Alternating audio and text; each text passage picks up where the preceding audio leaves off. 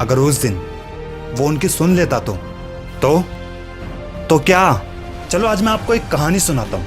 अगर कहानी हल्की सी भी बोरिंग लगने लगे तो इसे वहीं डिसलाइक मारकर छोड़ देना, लेकिन अगर अच्छी लगे तो इसे लाइक और सब्सक्राइब करके ही जाना, क्योंकि इस स्टोरी को लिखने में मेहनत बहुत लगी है। सन 2010 में जब कुछ नहीं था उसके बस में, पैसों की तंगी ने उसके परिवार से दुश्मनी जोड़ी थी, लेकिन गरीब घर में पैदा होना ये उसकी गलती थोड़ी थी। उम्र करीब 14 साल की, लेकिन बदतमीजी बड़ी कमाल की। शाम को गली के बच्चे जब खेलते थे छुपन छुपाई, तब वो लड़का अपनी अलग दुनिया में रहता था भाई। सारे बच्चे उससे बात करने में भाव खाते थे, पता नहीं क्यों। लोग उसमें मेंटली प्रॉब्लम बताते थे, लेकिन चाहे जो भी हो उसे घंटा फर्क नहीं पड़ता था, क्योंकि वो करता वही जो उसको करना था।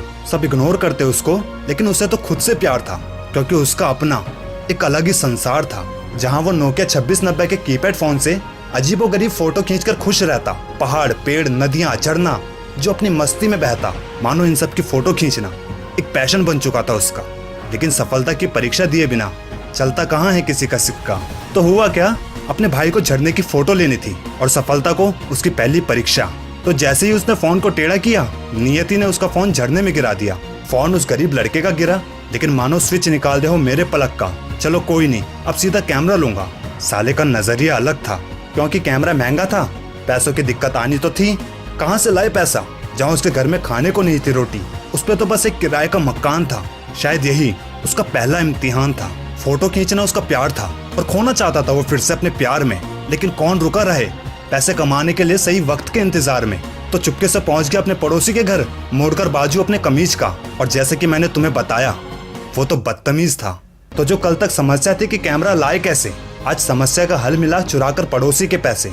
अब वो संतुष्ट था क्योंकि वो खुश था, या फिर वो खुश था इसीलिए वो संतुष्ट था। खैर जो भी हो, उसके हाथ पैर खुशी से फूल गए। लेकिन एक बात शायद तुम भी भूल गए, ये खुशी टेम्परेरी है।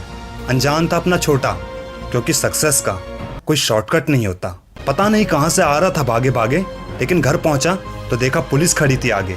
क्यों एक पुलिस वाला पड़ोसियों के साथ उसके घर के आगे रुका है। समझ चुका था कि अब वो फंस चुका है। जो लोगों को हमेशा हिम्मत देता आज खुद बेजान था, क्योंकि ये उसका आखिरी और सबसे बड़ा इम्तिहान था। तो ऐसे में नियति ने उसे और कंफ्यूज करने के लिए दो ऑप्शंस रख दिए, या तो पैसा वापस या जेल जाओ बुलवा दिया पड़ोसी के जरिए। थोड़ा सोच विचार करके हल्का सा मुस्कुराया। कैमरे से उसे प्यार था और कैमरे ने ही उसे फंसाया। फिर पड़ोसी के सीसीटीवी कैमरे की तरफ आंख मारकर पुलिस की तरफ हाथ बढ़ाया। सबने बहुत समझाया पैसे वापस कर दे, वरना जेल जाकर जिंदगी हो जाएगी बेकार, लेकिन नहीं माना। आखिर उनकी नजरों में तो वो पागल था ना यार।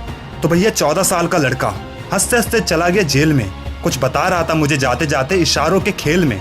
मैं हैरान था, जाते जाते हुए भी हंसने के बजाय क्यों नहीं रोता। फिर समझ में आया, कमीने के बैग में कैमरा जो था। पर सवाल ये है, कैमरा खरीदकर कब लाया था? शायद कैमरा खरीदकर ही भागते भागते घर पर आया था। अगर उस दिन वो उनकी सुन लेता तो क्या? तो वो फेल हो जाता। 3 साल बाद एक कैदी नहीं बल्कि एक फोटोग्राफर फिर से हंसते हंसते बाहर निकला। 16 GB की मेमोरी, जो शायद कैमरा खरीदते समय उसने कुछ अपने पैसे मिलाकर खरीद ली होगी। 1456 बदसूरत जेल की खूबसूरती के साथ ली हुई फोटो साथ लेकर एक अलग नजरिए का बंदा, जो सक्सेस तो 14 साल की उम्र में जेल जाने का ऑप्शन चुनकर ही हो गया था। अब तो उसके नोट छापने की बारी थी।